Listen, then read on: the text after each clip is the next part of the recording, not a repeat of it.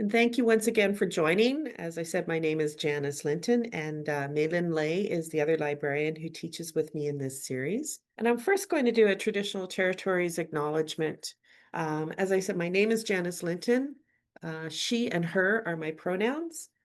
I'm grateful to live on the original lands of the Anishinaabe, the Inanawak, the Anishinawak, the Dakota Oyedi, and the Dene, and also on the national homeland of the Red River Métis.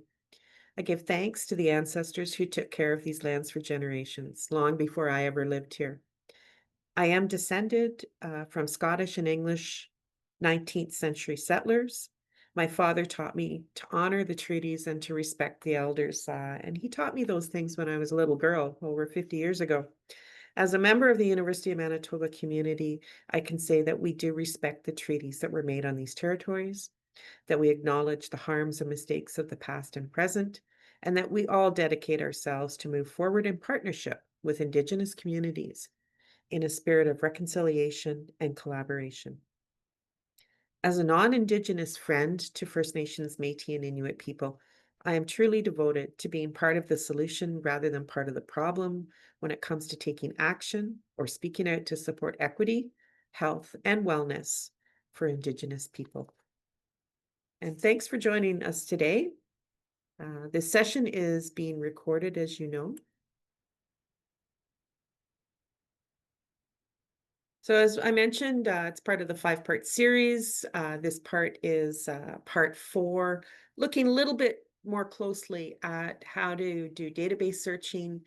We're going to focus on the OVID platform and the suite of databases there, and also on translating from one database to another, because the subject headings are different from one database to another.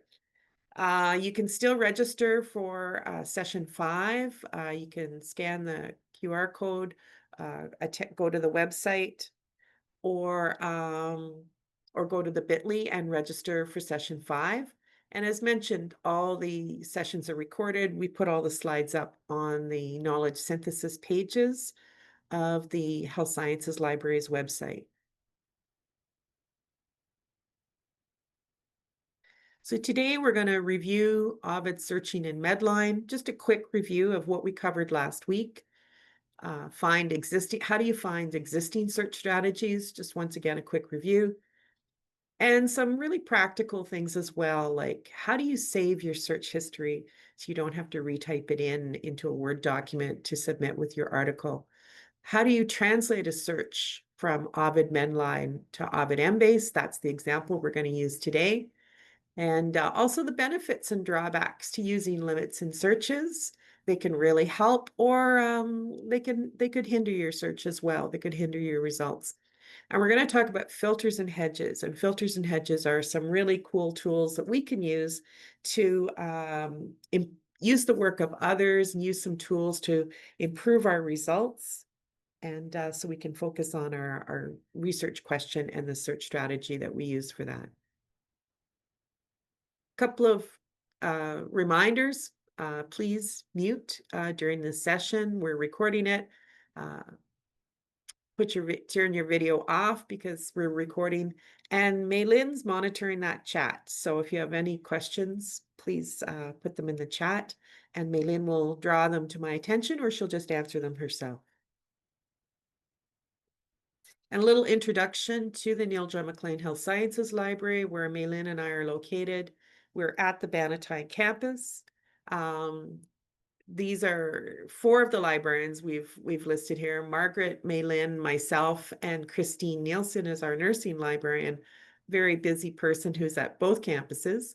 And we have a great website. It has everything from our hours on it to subject help, systematic review, support, contact information, and you can book an appointment with a librarian. You can do that with a health sciences librarian if you're in health sciences. You can also do that with a librarian at the Fort Garry campus. So we have science librarians. So if you're in engineering or food science, you might want to book an appointment with them. And how do you find your librarian? If you don't know who your librarian is already, we each have subject guides. So you can go into the subject guide, use some of the tools that the librarian has suggested on the subject guide, but also you can book an appointment with the librarian to get a little bit more help, especially if you're unsure of maybe which databases to pick. Maybe there's 6 or 8 or 10 listed, and maybe you want to know which 2 or 3 or 4 or 5 that you would need to search, for example, for a review. And also, like, they're excellent searchers, and they really, we all know, um, our different areas. So I know a little bit more about health sciences and population health, but everybody has their specialty, and it's good to check in with a librarian. We also have the science librarians have a lot of interest in that college for sciences, for systematic reviews for the sciences. So they've put together a page specifically for sciences as well. And also just a quick reminder that if you have questions about the experience record, and if you want to have this series credited to your experience record, there's a slide here with an email for questions if you have questions about that. And the systematic review workshop series, as I mentioned, the slides and videos are on the website. And let's get into part 4. So I want to talk a little bit about databases. So we covered this in session 3. So if you attended session 3, you might remember some of this. If you didn't attend session 3 and 4, it's really 2 parts of the same category of learning how to search, learning how to pick the right databases, learning how to search a database with some examples. Each database is different. So you really, if you've missed part 3, you might want to go back and watch that one and go through those slides. And then this is, some information about how to pick a database. So talk about Medline and PubMed in the health sciences. CINAHL is a nursing database. We're going to talk about EMBASE quite a bit today. We looked at Scopus quickly last week, but there are other specialty databases as well, and there are lots in the sciences and in arts and humanities as well that are not listed on this slide. So it's a little bit about thinking about which databases you need, and as I said, a librarian can guide you in that. And so we're going to talk a little bit more about subject headings today. So subject headings versus keywords. So for cell phone might be the concept. I know for me, I just say, hand me my phone. I don't call it a cell phone. It's my phone. I don't even use it as a phone most of the time, but I just say, hand me my phone. Somebody else might say to me, hand me my iPhone, right? If they have a phone that looks like mine. If you were using a subject heading in Medline, the subject heading would be cell phone. So we would search it in different ways as a keyword, but also as a subject heading. If you were in EMBASE, they use the subject heading mobile phone. Over in the nursing database, they use the term cellular phone. And in PsycInfo, as an example, they use the term mobile phones. And this is just an example of a common concept. If you said to me, hand me my cell phone, I'd know what you meant. But this is the idea that we can have a controlled language where we can all call our phone something different. But when we're searching, when we can type in cell phone, it'll pick up all the different authors who use different terms for mobile phones, for example.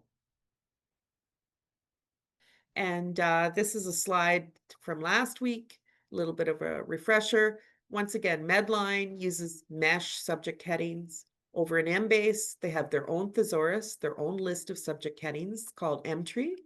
And we also have PsycInfo, Global Health, Food Science and Technology abstracts. They're all on OVID, the platform. They all use different thesaurus. So they all have different lists of subject headings. Also a reminder, for last week, we looked at what does a record look like in OVID, and the idea that you could search just the title, for example, for the word tuberculosis as an example. And if you look a little further down in an OVID record, You could search tuberculosis in the abstract field, for example. That's why it's highlighted in yellow in the abstract field. But the power would be searching tuberculosis as the medical subject heading in Medline database. So usually to be comprehensive in our searches, whether it's a comprehensive search for an essay or a review you're going to do, but most importantly, if it's for systematic searching, for a systematic or scoping review, you want to use a combination of subject headings. We get the strength of the subject heading with a consistent label, a uniform label that we would use. But we can also search title and abstract as well, so that we sometimes will find new publications that haven't been assigned these labels yet. So we would want to search title and abstract, for example, for some topics. Common fields for searching, we looked at tuberculosis in title or in the abstract. We looked at the .mp field for multiple fields. If I wanted to search a term in one of several fields or in several fields at the same time, I can use .mp. I can use some little tricks like title, TI, comma, AB will search the term in both the title and the abstract field. Adding in a couple of new ones this week that we didn't look at last week. If you looked at tuberculosis in something called the KF field, it's in a keyword heading field in Medline. Tuberculosis with a slash, that's a reminder. The slash tells us we're using tuberculosis and we're looking for it as a subject heading. And we looked a little bit last week at if we put EXP in front of tuberculosis with a slash, that means it's a subject heading and we're exploding the term. So it would not only search the main term, tuberculosis, but all the subterms underneath. And each database has different syntax, has different little abbreviations that you can use. And what I've done is under session 3, there's a handout. There's a 20-page handout on how to search Medline and EMBASE, how to do the translation, which we're going to look at today between two databases, but also some more information about some little tricks and tips that you can find so that you can design your own search based on your own research question. And for example, don't worry that you can't read this slide. What it does is this shows you all the fields in, for example, OVID Medline. I used the OVID Medline database guide, which is about an 85-page guide to how to search OVID Medline. And it says you have a whole bunch of fields that you can search. For my guide that I put up the handout under session 3, it has the most common fields, which is similar to the previous slide. And it has some shortcuts. You don't need to learn how to search all the fields, but say, for example, you were looking at a search strategy that you saw published in a journal article for a systematic review. You might find, oh, there's somebody used the KF field. I wonder what that means. You could look it up in the OVID Medline database guide, look up what KF is, and they would give a description of what KF is and also what it does. And also a little bit of a review here. We looked at how to explode subject headings with the example that we could say, look at Canada, and if we exploded it, it would actually pick up all the provinces and territories underneath. And if we didn't explode it, it wouldn't pick up these ones. And the idea that you would look at the number of records is also helpful for you when you're trying to make some decisions. Should I explode? Should I not explode? Maybe I just want to pick up the term Canada, the main term, but maybe I want to focus on the territories as well, for example. So I could pick one term here and 3 terms down here. When I hit explode, it picks them all up. And that is a very powerful tool, being able to have that flexibility that would be a little different on each term. And once again, looking at explode or focus is the opposite of explode.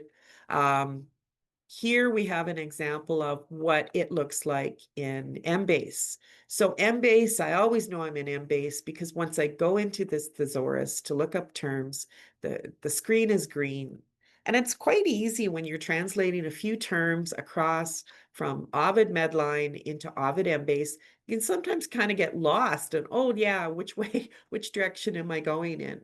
Most people would search Medline first, come up with a good search strategy that they like, and then they would go and type those subject headings that worked good in Medline, type them in EMBASE to find how EMBASE, what subject headings EMBASE has, knowing that EMBASE has different subject headings.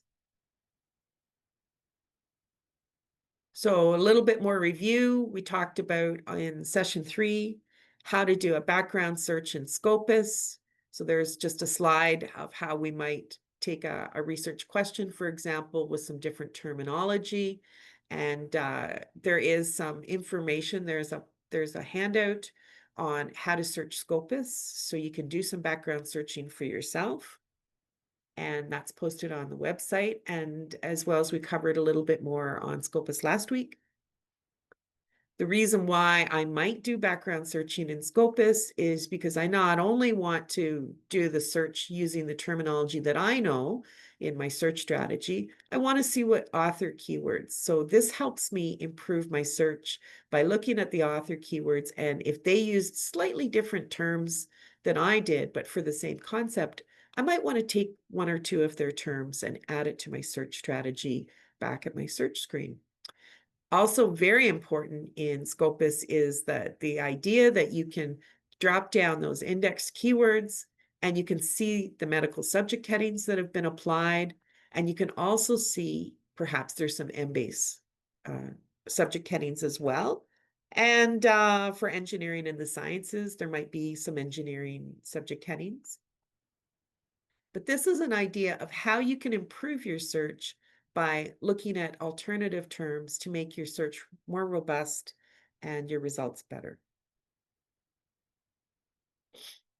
And also, this is a example of a record that we saw last week, for example, in Scopus.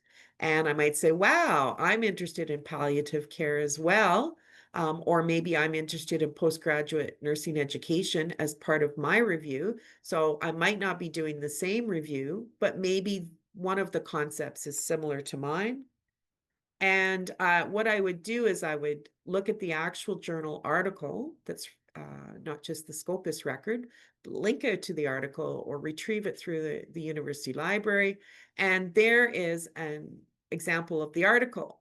And what I'm suggesting as well, and it's really, really valuable, is that you go and you look for the supplementary material for any scoping review, quality scoping reviews, quality systematic reviews. They often have not only the article and the analysis, so we get the findings of all that literature, all that evidence synthesized, but there's some supplementary information. And often the reporting requirement is that we include that search history with the published article. So I'll show you what that might look like. In this case, and it's always kind of different in each journal where they put that supplementary file. In this case, there was a supplementary file that had some information about the protocol. The second file has the search histories in this particular case. So when I click on that subject file, that supplementary file, here is their actual search strategy. And it's not necessary to read all these terms, but it gives you the idea that if I was doing palliative care search and it gave me the Medline search, I could actually look and see what subject headings that person used. And maybe my population is similar. My population might be in palliative care. Maybe the other concept would be useful on nursing education, for example. So it might be down here, right? But this is the kind of search strategy that you're required to put in when you submit your article for publication for scoping reviews and for systematic reviews. For knowledge synthesis, you're required the reporting requirement is to include this type of information. This is a very complex search. This person might have done a slightly different search than me. Maybe they did more complex search. Maybe they had access to OVID Medline. Maybe I only had access to PubMed version of Medline. So my search strategy, my databases I picked might look different than theirs. But the idea is to do systematic searching for comprehensiveness and to report what you did in order for it to be published as a review. So reminder, once again, we saw this slide last week, looking at, for example, this is a PICO model. We looked at different models and frameworks for teasing out the concepts of your research question. So you have a research question, we divide it into concepts, or sometimes we have concepts and then we use it to write the research question. But it's the idea of coming up with a unique question that suits doing a synthesized review. So for example, the PICO model, we're looking at humans bit by ticks, antibiotics as an intervention. We don't have a comparator necessarily, and we're trying to prevent or have prophylaxis for Lyme disease in particular. So the question might be, can Lyme disease be prevented by treatment with antibiotics after a tick bite? We're going to do a systematic review, for example. So as I said, there's your PICO model, there's your questions. Now, how do you put that into concepts for searching? And so we use OVID Medline. We had an introduction to this last week.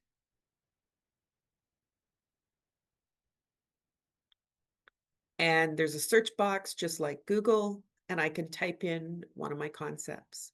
So my first concept that I typed in here in the search box is Lyme disease.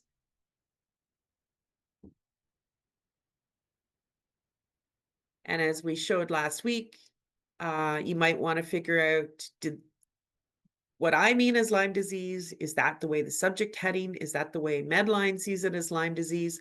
So I always type it in and then I drill down to see, where does Lyme disease fall into the thesaurus so that I can improve my search. Here I've clicked on the scope note, tells me, okay, this is what the definition of Lyme disease is. And I think, does it match my definition of Lyme disease? Here's the year that they created it as a subject heading. And here's alternative terms. So if I type in some of these terms, it'll map it to Lyme disease. But as I mentioned, we'll drill down. That would be the way to go. And this is the power of a subject heading compared to a keyword. So there's Lyme disease. We see it in relation to other infectious diseases. This is how Medline has organized it. And this is just a snapshot of the thesaurus. It has thousands of terms in it. And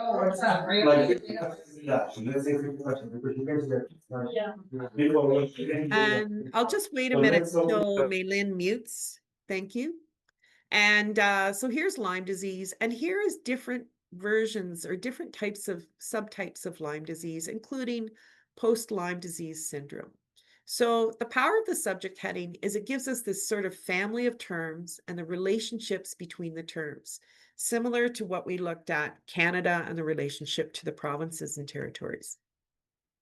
We have the function, we can explode it, and we can, if we hit explode, it'll pick up Lyme disease and the disease is underneath it.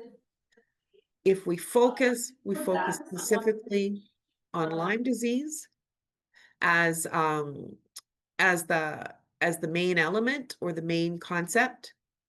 And so quite often, I don't use focus as much unless I need to. I usually look at this and decide, do I just want Lyme disease? Do I want to explode it? Those are the two questions I ask. And then I look underneath. And for my purposes, I might have said Lyme disease or post-Lyme disease syndrome and not checked off these two boxes. So it would have picked up the main one and one of the subheadings. And in another case, I might have said, you know what, I'm just going to explode them. There's not too many under these three. I'm just going to explode it so it'll pick up my my research question, my phenomena of interest, and with these different subjects.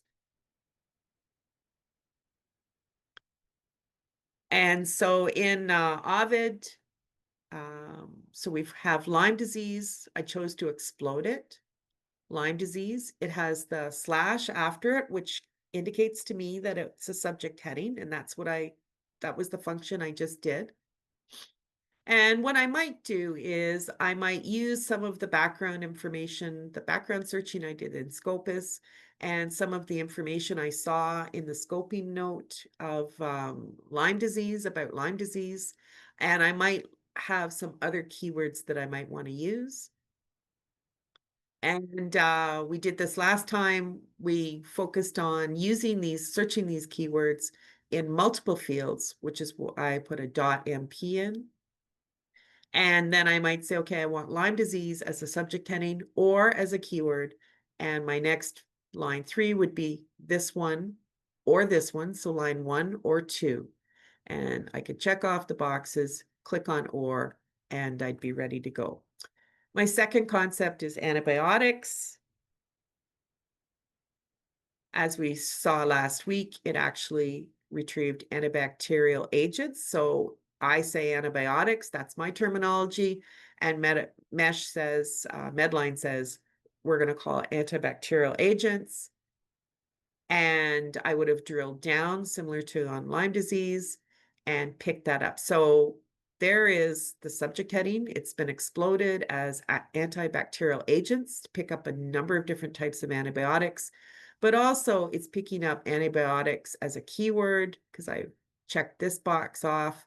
And I typed in antibiotic with a little asterisk, .mp, so it would search it in multiple fields. So it's searching the keyword or the subject heading. My next concept, we talked about prophylaxis in the research question. So prophylaxis or prevention. I did prevent with a little asterisk. I nested it together and with brackets .mp, so it'll search multiple fields. So this is a little bit of review from last week. And then I pulled my concepts together, take Lyme disease, antibiotics, and prophylaxis or prevention.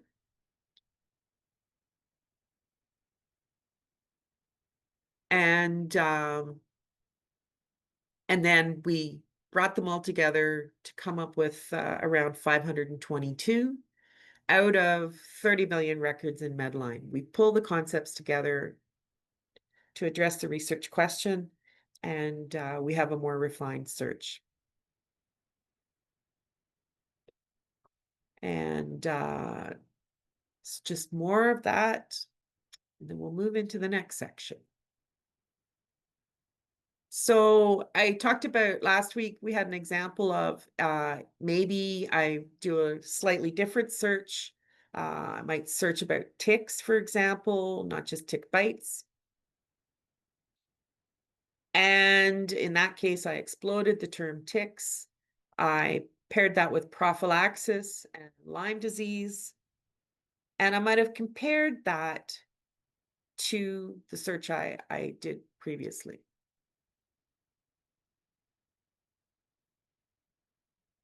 So I'm actually oring together my original search and my second search, which looked at ticks and not just Lyme disease. And the idea that you can run a search and then you can test some alternative searches as well to say, well, what if I add in this? What's it going to give me? And you can use the same concepts, but maybe slight variation. In this one, I used ticks instead of Lyme disease. And I looked at ticks and prophylaxis, for example, and antibiotics. And I came up with slightly different number. And then I might say, well, is it worth doing this extra search? Are these actually relevant? So in this case, it's an example of how I would use the larger set and a new operator called not, the smaller set, to see what, sorry, I'm just looking at the chat, what the difference might be. Is it worth doing that extra searching? Because all the searching, all the designing, you have to sort of balance, you know, how much time it takes you to do the search compared to how much time it compares to screening. For example, often the tips that I'm showing you today help you refine your search to make it a better search so that the screening goes faster. So when people are doing title and abstract screening, they um, they have less to screen, so more likely to actually identify the gems, the evidence for the synthesis, and to not have screener fatigue. And so looking at the different um, searches this time, so it shows that once I had put in the not, there's the 16 unique items, and because I've done a little test.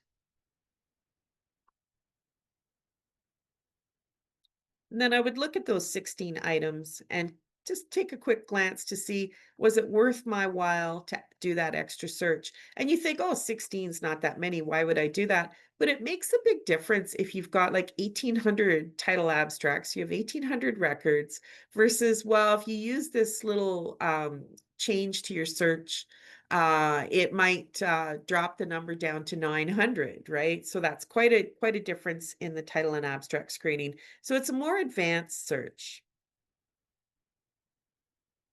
And so what do the results in OVID Medline look like? This here is an example of the first record happens to be in French, has square brackets around the title. It has square brackets around the word French to say it's in French. And it's highlighted in yellow because that's what one of the search terms was. So we looked for Lyme borealis in the title, for example, so that's why it's highlighted there. Of course, to get the full library article, you could click on the Check Library Access, but what we're focusing on today is retrieving sufficient results to download the files to upload to Covidence. So how do you apply limits? This is where you might say, well, I can do some work at this stage in the search to actually apply some limits. So say, for example, one of your criteria for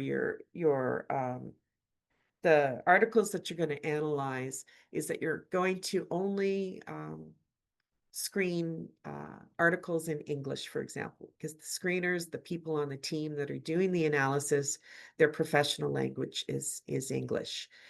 So you might say, well, you can actually limit to language at this stage so that you don't have to limit to language at the screening stage. You can actually take out the non-English ones if those are the ones that you're not going to analyze anyways. Here's another example here, very common, that there's some limits. So in Ovid, they put the common limits up front. So they're right below the search, and you could say limit to English. In this case, I limited to humans because I'm interested in tick bites in humans, not tick bites in dogs, for example. So I might limit to humans. And these are kind of limits. Just going to pause for a moment. So limits are something that you don't just apply every limit that you can or every limit that you think will work because you just want to get that number down. It has to be mindful. And you have to maybe test to see, well, if I limit this to humans, you might want to use that not function that I mentioned earlier, and you might say, okay, what's it taking out?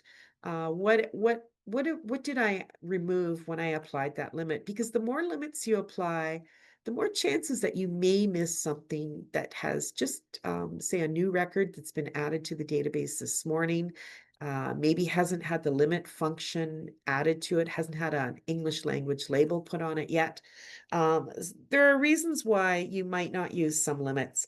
I do a lot of population health work, so I don't use that limit to humans very often because if I'm talking about certain populations, the nature of my search terms, like for Indigenous people, it is about human people. I don't have to add this limit because that tag hasn't been added, for example. So always good to kind of check to see what your limits are. In this case, just to show you, I had 538 based on the search I did. I added in an English language limit and a limit to humans on the Lyme disease question. And I took out about 30% in OVID EMBASE. So there are, or I think this was in Medline actually. And so I took out about 30% by using those two limits. So once again, I would check to kind of take a quick look at what did I remove just in case my limit was inappropriate. But that's a big difference. And when you think about doing a systematic review, you have to search, 3, 4 databases maybe. So you're adding in a lot of records. So if you can do some limiting, some smart searching at this point, it does make it a little easier later. And once again, we've got an example of the record, and it's highlighted in yellow based on the terms that we've typed in. And so in this case, the tick bite prophylaxis might have been a good strategy, and I might have picked that term tick bite up from the list of subject headings on a good article. So looking at exporting your results, so imagine that you've done a pretty good search, you've refined it a couple of times, you've done a little bit of checking, and you think it's your best search, then you can export your records quite easily out of OVID. So you check off all, and you're going to actually export like all 500 records. So you click on the export button. And then Ovid might give you some options for how to export those references. Some people export them as Excel. Most of us actually um, uh, download them, export them as RIS files. So the RIS format is it's the universal language between these databases and all the different databases, and say EndNote or Covidence, the places that you're going to import those records. So it's really important to export them as the RIS format so that the database that you import them into to use them, that they can, you'll be able to read and use those records. So RIS is the universal language. And organizing your RIS files, I put up an example of one of mine. Maylin talked about organizing your files, and she's much better at that than I am. But the idea that you can put all your RIS files in one area so that they're all together, and that you can upload them into the various databases that you might be using, such as Covidence or Zotero or EndNote, for example. And this is just an example of, Maylin talked about the importance of putting in which database that you found them in. So that's very important. And also I know when she does hers, she also puts in the date of the search. I don't necessarily put in the date of the search. I actually rely on the date that the RIS file was created to see the date of the search for me. Um, I usually put in the number of items that I have in an RIS file in case something's goes wrong. And I think I'm importing 113 records, but I only import 20, for example. So I usually like to know how many records are in the file, just in case I've done something wrong at the previous stage when I did the download. In this case, this is a review that I've been on a team with for like 4 years. We're still working on the same review. We have a lot of data, and the analysis is kind of slow, so I've rerun the search a few times. So saving your searches. The other great thing about Ovid is you can save your searches. So this is my Medline search, and I liked it. I've even got my limits put in. I would just check off that I want the whole search strategy saved, and there's a save button. So there's lots of functional buttons here. Here's the history of what my search was. And in OVID, you have the option of when you save a search, it says which account do you want to put in. You can create as many accounts as you want. But for most people, you might want to create a personal account. You get to give it the name that you want. You get to pick the password you want and confirm your password, give your University of Manitoba address, and they ask for your name and that you've accept the terms of the privacy policy, and then you've created your OVID account. And your OVID account can be used to save your searches from Medline, for example, also from EMBASE. So when you save a search, it's really important. It's like saving a file. You always want to indicate which database you're in for the search. Your Medline search will look different than your EMBASE search, so you always want to have the name of the database in the title of your saved search. For me, I'm kind of a messy hacker and slacker searcher. I develop my searches and I go, I'm almost there, and then I need to go and do something else for my work. I come back and I run the search, and then I go and I check it. Okay, I've been tweaking this one Thursday at noon. And so these are all my drafts. These are all my little packages of searches, but I actually just put a 1 in front of the final searches just so I can bring it up higher in the list, because this is an alphabetized list that is saving my searches. And I can run these searches again. So this is really important that, say, for example, I do the searches this week. The screeners start screening them. They work on that for a while. Then the people doing the analysis start to analyze the data of the good results. You know, they've discarded the results that aren't relevant, and they're focusing on full text retrieval of the data for charting the evidence for their systematic review. And then maybe right around the time that they're writing up that final article for submission of their results, and they're going to submit to a quality journal, they might want to rerun the searches just to make sure that they have new publications, new evidence that has been published since the searches were first run. So most people will do an updated search just prior to publication, or just as they're writing that final analysis article, just to see if maybe out of the 85 new records that have been added in the last 6 months or the last year, for example, that maybe 2 or 3 of them should be added to that analysis. Might not change the analysis, but it might enhance it. And certainly the publishers, the editors, peer reviewers, they expect you to have pretty fresh results for a systematic and a scoping review. So most of us working on these types of reviews do have to rerun the searches. There's a little I in the search. So this is my searches again. I clicked on this little I, and it shows me exactly what that search strategy looked like. So in this case, it's my Medline search, and there's my subject headings. There's some keywords that I used. There's some more keywords I used for a different concept within that search. So a search can look quite long. A search strategy might be 10, 12, 15 lines. Search strategy might be 30 lines of different things that you've done, different concepts that you've added in, keywords that you've used, perhaps a filter or 2 that you used. So these can be quite long, or they can be quite short. It really depends on the question and the database. So copying your search history is really, really important. You need to do this as part of the reporting guidelines, that you really do need to include the search history of all your database searches at some point. For different publications, you might need just the first search strategy, but most of the time you just want to download each search history. So OVID has a nice function in here.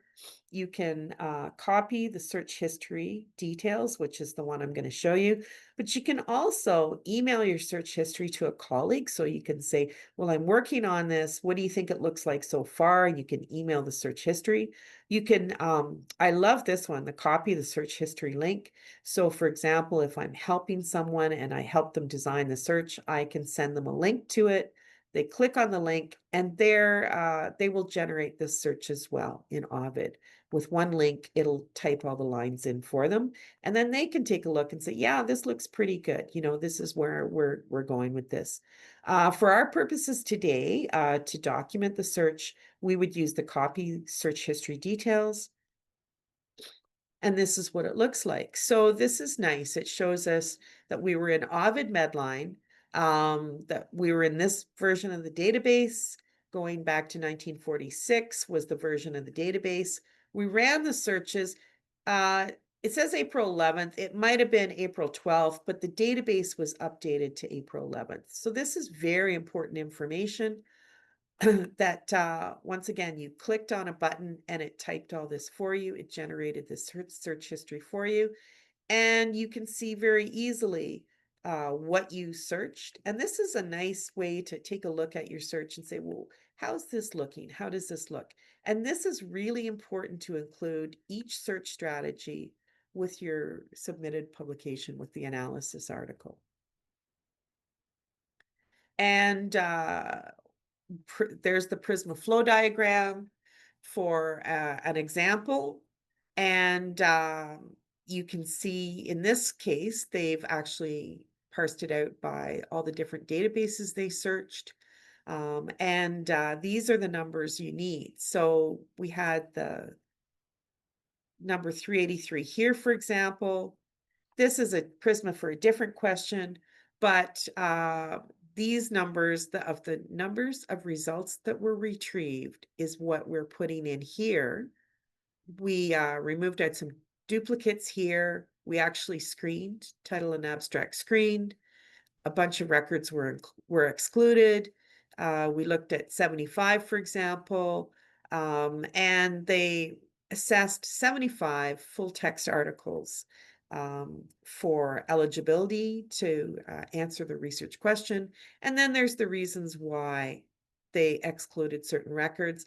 And out of these thousands of records up here, 10 studies actually made up that had sufficient evidence that met all of our requirements to answer the research question. The analysis was 10. So now we're going to translate the search to EMBASE, and I'm just checking the time. So once again, keywords are searched with something like .mp, searching multiple fields. Subject headings have the slash for ticks. And there again, we have the search box, looks like Google, and we might type in the subject heading from Medline, and but we don't put the slash mark in because we want to look for Lyme disease in the list of subject headings for EMBASE.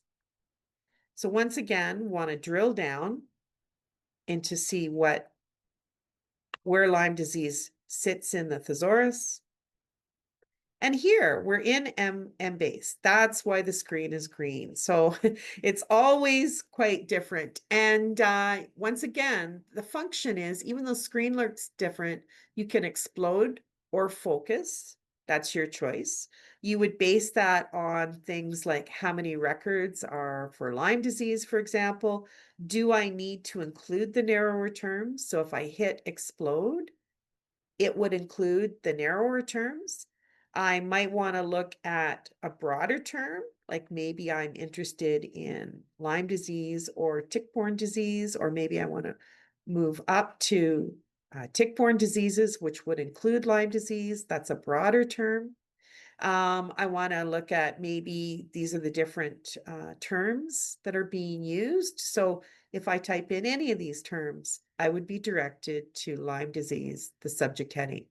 And so this is where the green screen helps me to remind me I'm in EMBASE, but also these narrower terms are significantly different than they were in OVID Medline.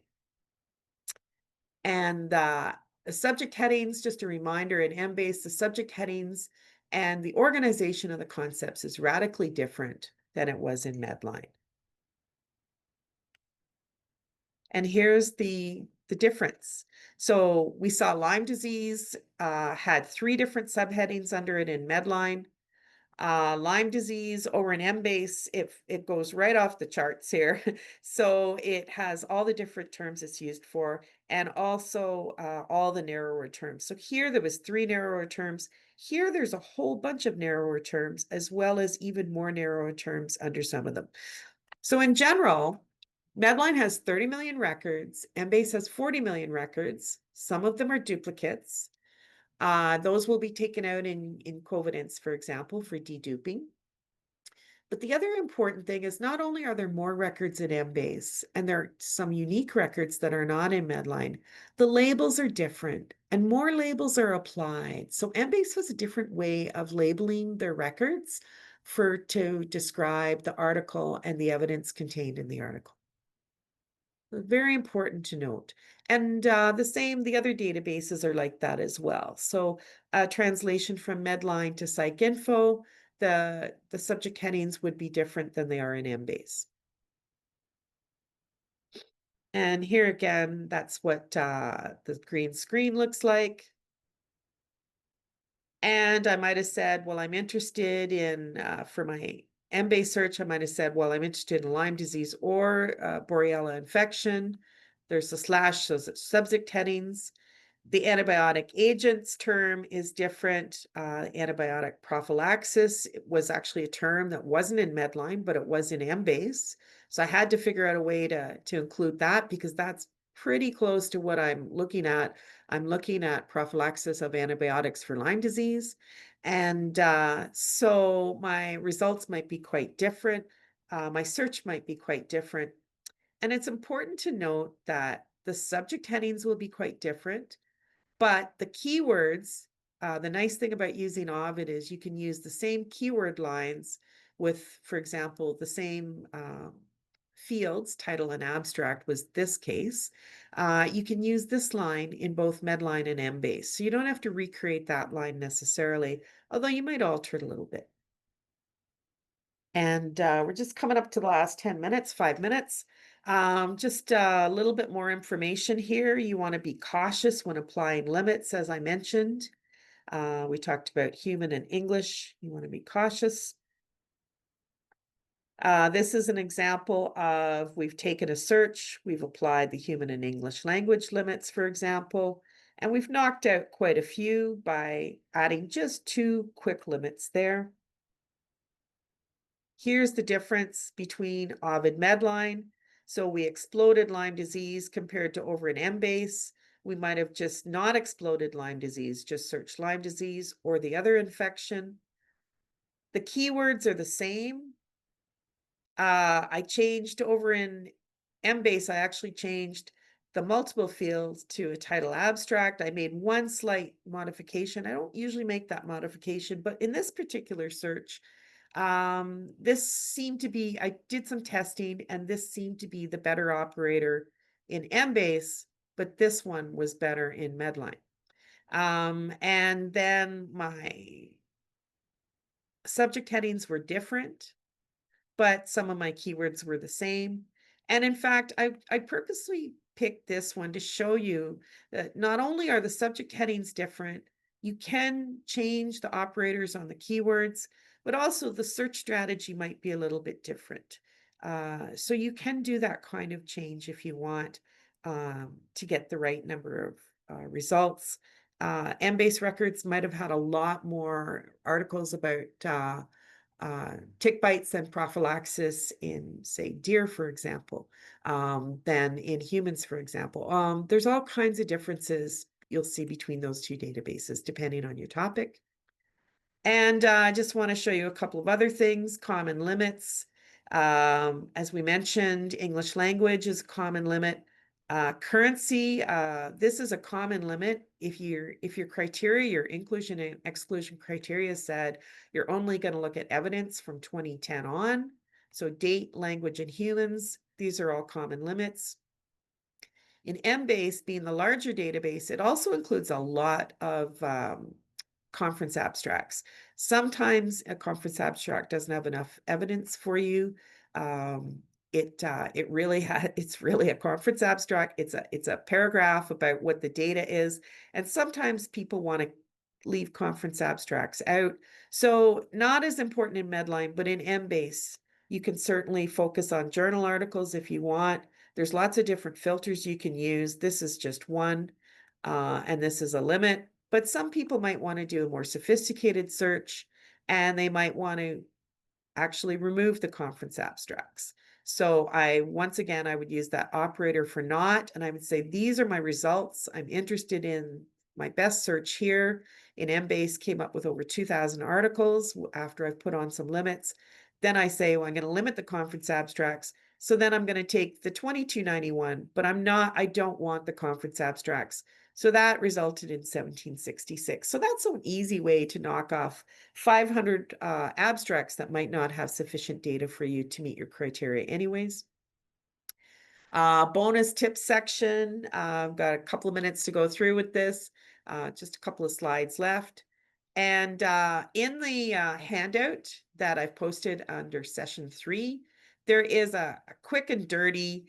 These are the common subject headings or the common operators that you can use to actually narrow your search. So if you're doing keyword searches, we talked about MP and title abstract, but there's some other ones that might be useful, some adjacency searching, and some of these you'll use, some you won't. I don't use the adjacency searching that much, but here it explains what each will do. And you might have a topic that you want to use that adjacency search to do something, say physicians next to relationships, for example, physician-patient relationship. We might be looking at that. Here's also a little bit of a shows that .mp field, you get a lot more results. If you limit to abstract, you get fewer. If you limit to title and abstract, you get more than abstract, but fewer than .mp. So these are in the handout, and you can decide whether you want to do more complex searches or not, and you can test everything. And also, if you want to look at that 85-page OVID database guide, once in a while, I need to look something up. What's a field? You can Google the platform. In this case, it's OVID database guide, and you'll see the OVID database guide for Medline if I typed in Medline, for EMBASE if I typed in EMBASE, or all of them. And once again, going to talk about filters and hedges. I talked about publication date and language, human, for example, for some. I can also limit to clinical trials that might be important in medicine, publication types. And here's an example of a filter for pediatrics or children or youth. And I got this one out of the OVID database guide. So the guide that we looked at, the 85-page one, you can actually copy and paste that from there. Why use a filter? For example, this one saved me a lot of work. The population of interest, we're interested in healthcare systems only in low and middle income countries. So I just Googled, is there a filter for LMIC for OVID? And they came up with one. And the one for Medline is slightly different than the one for EMBASE. And the subject headings are slightly different. But this is an example of something that I Googled and I found a good one, so I liked it. And the experts, they agreed on that one as well. So last couple of slides. There's a guide that I use, University of Beirut Library, that librarians have put up. It's like a guide for librarians. So it has a whole bunch of filters in one place. So that's the one that I use. There's a link to this in the handout. And it's a good idea that if you're using filters and do some tests, but you can also discuss the filters with the librarian. And the librarian can look and say, oh, there's a whole bunch of typos in this one. You know, it's a good filter, but whoever designed it didn't do a good job. Or also just some caveats, some things to be aware of that you may have to write up in your limitations.